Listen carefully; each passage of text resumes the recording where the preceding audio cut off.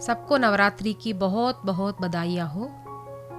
नवरात्रि के पहले दिन देवी पार्वती की आराधना की जाती है। माता पार्वती किस तरह शैलपुत्री के रूप में जन्म लेती हैं, इसकी कथा सुनेंगे। माता पार्वती ने शैलपुत्री के रूप में जन्म लेने से पहले पिछले जन्म में सती के रूप में जन्म लिया था। वे दक्ष प्रजापति की पुत्री थी। शिव से बहुत प्रेम करती थी, लेकिन पिता दक्ष प्रजापति को यह पसंद ना था। वे शिव के विरोधी थे। अपनी पुत्री के द्वारा एक तपस्वी से प्रेम करना और उनसे विवाह करना उन्हें पसंद नहीं था। सती ने अपने पिता को मनाने की बहुत कोशिश की, फिर भी उन्होंने नहीं माना। सती की माता प्रसूति ने शिव और सती का विवाह संपन्न कराया, परंतु अपनी पुत्री से दूर हो गए। दक्ष प्रजापति ने शिव को अपमानित करने के उद्देश्य से एक यज्ञ रचा। उस यज्ञ में भाग लेने के लिए सभी देवी देवताओं को आमंत्रित किया। शिव और सती को आमंत्रित नहीं किया गया। जब सती यज्ञ में भाग लेने गई तो उसके सामने ही शिव का अपमान किया गया। इस अपमान से सती ने अपने शरीर को अग्नि में समर्पित कर दिया। सती को खोने के दुख में शिव ने वीरभद्र और महाकाली का आह्वान करा के दक्ष प्रजापति का अहंकार भंग करने के लिए कहा। महाकाली ने यज्ञ का नाश किया और वीरभद्र ने दक्ष प्रजापति का सिर काटकर अग्नि में फेंक दिया। अगले जन्म में माता पार्वती ने शिव भक्त पर्वतराज और मैनावती की पुत्री के रूप में जन्म लिया। इस जन्म में माता पार्वती का नाम शैलपुत्री था। एक बार शैलपुत्री अपनी सहेलियों के साथ हिमालय के मैदानों में खेल रही थी। गायें भी उसी मैदान में चर रही थीं। पास में वर्णा नदी बहती थी। कमल के फूल भी पास में ही थे। आंख मिचौली खेलते शैलपुत्री अपनी सहेली को ढूंढते हुए नदी के किनारे गईं। वे एक कमल पुष्प लेना चाहती थी। अचानक ही एक गाय उसके पास आकर बैठ गई। वह गाय पीड़ा का अनुभव कर रही थी। वह शैलपुत्री से सहायता मांग रही थी। वह गाय शैलपुत्री को एक मैदान में लेकर चली गई। वहां शैलपुत्री ने गायों की टट्रियों को देखा, कुछ अधकाए गए गायों को देखा। परिस्थिति को समझने के लिए माता पार्वती ने गाय के सिर पर हाथ रखा। उन्हें तारकासुर की बहन तारिका के बारे में मालूम हुआ। तारकासुर ने ही अपनी बहन को माता पार्वती का संहार करने भेजा था। जब तारिका आई तो उसने देखा कि बहुत सुंदर गायें मैदान में चर रही हैं, तो उसने रोज एक एक गाय खाना शुरू कर दिया।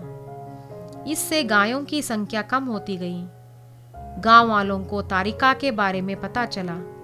तारिका के डर से ही एक गाय वर्णा नदी के किनारे माता पार्वती से मिली थी। माता पार्वती ने गायों की और गांव वालों की रक्षा करने का निर्णय लिया।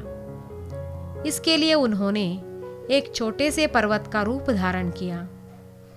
सभी गायें इसी पर्वत के सामने चर रही थी। तारिका भी गाय खाने के लिए यहाँ पहुंची। शाम का समय था। इसी समय माता पार्वती अर्थात शैल और तारिका के बीच युद्ध हो रहा था। माता पार्वती ने शैल का रूप धारण कर लिया था। इस कारण से किसी को दिखाई नहीं देती थी। उन्होंने अपने शैल रूप से बाहर निकलकर त्रिशूल से तारिका का संहार किया। इससे खुश होकर एक गाय ने नदी के किनारे जाकर एक कमल पुष्प लाकर माता पार्वती को दिया। इस घटना के बाद माता पार्वती शैलपुत्री के नाम से प्रसिद्ध हुई। उसके सिर पर स्वर्ण मुकुट है। एक हाथ में त्रिशूल, दूसरे हाथ में कमल पुष्प है। माता पार्वती के साथ एक गाय को भी दिखाया गया है। माता पार्वती ने गाय को यह वरदान दिया, गौ पूजा के बिना कोई भी शुभ कार्य संपन्न नहीं होगा। इस कारण से गौ हत्या महापाप माना जाता है। उत्तर प्रदेश के वाराणसी जिले के जलालीपुर में शैलपुत्री का मंदिर है। शैलपुत्री का आध्यात्मिक एवं लाक्षणिक अर्थ। वंदे वांछितलाभाय चंद्रार्धकृतशेखरां वृषारूढ़ां शूलधरां शैलपुत्रीं यशस्विनीं। अर्थात देवी शैलपुत्री वृषभ पर विराजमान है।